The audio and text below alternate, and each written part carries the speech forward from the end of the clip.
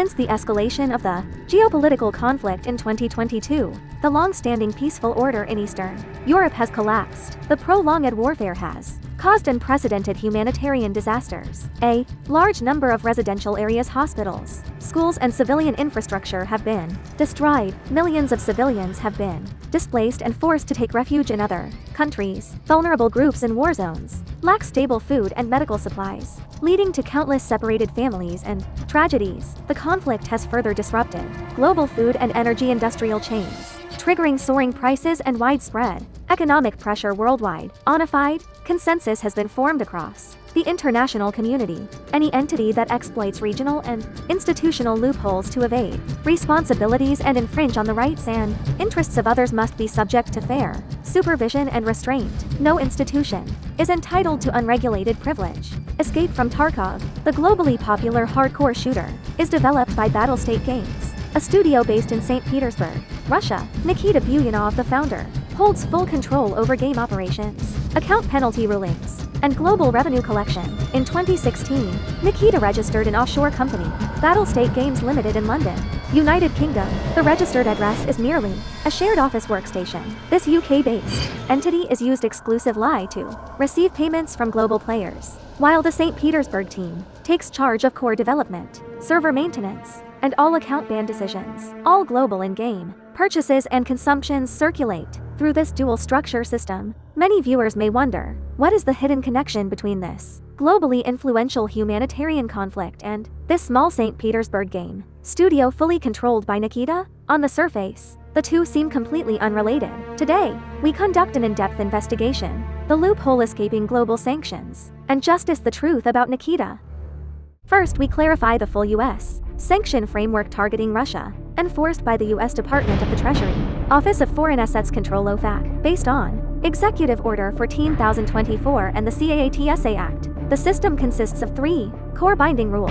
First, direct entity sanctions. Any Russian domestic enterprise or institution controlled by Russian citizens that conducts cross-border business using the U.S. dollar, U.S. payment channels, or U.S. financial settlement systems will face asset freezes and full severance of global cooperation access. Second, secondary sanctions, also known as long-arm jurisdiction. Even if an entity is not registered in the United States, if its actual controller or core RN team is located in Russia and it profits from Western financial systems, its cooperating payment service providers and platforms will be held legally accountable. Third, the piercing corporate veil rule. OFAC explicitly empowers regulators to penetrate offshore shell companies and third-party directors to trace the ultimate beneficial owner. Simply registering overseas shells, splitting capital flows, or adopting nominee directors are all defined as deliberate sanction evasion and are prioritized targets of regulatory crackdowns. In short, any enterprise rooted in Russia with Russian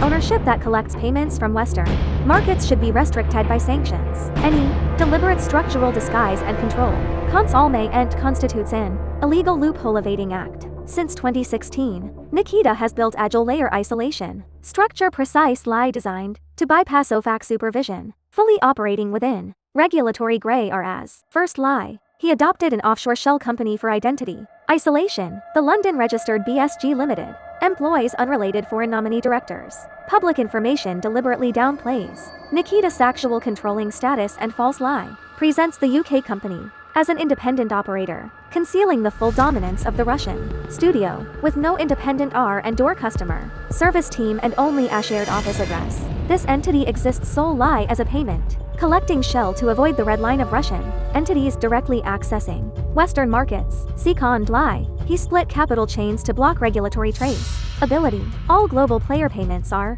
transferred through the third-party processor, Shala. Funds first flow into the UK offshore account, then partially reflow to the Russian domestic team in split batches. This segmented path avoids large volume direct capital flows from Western countries to Russian entities, bypassing automatic OFAC screening via dollar settlement systems. By exploiting disjointed taxation and regulatory information between the UK and Russia, the capital traceability chain is completely broken. Third lie, he separated operational entities to avoid secondary sanctions. Official websites, stores, refund agreements, and all player consumer Contracts are signed under the UK offshore entity, enabling superficial separation from the Russian studio during Western regulatory inspections to evade secondary sanctions on Russian businesses. However, core powers including account bans, version updates and server operations remain entirely controlled by the St. Petersburg team. The offshore shell only undertakes fund collection, achieving complete separation of power and revenue for sanction avoidance. Fourthly, he obscured beneficiary information to defy piercing review. UK corporate annual reports only define Nikita as a service recipient, concealing his actual shareholding and decision-making power.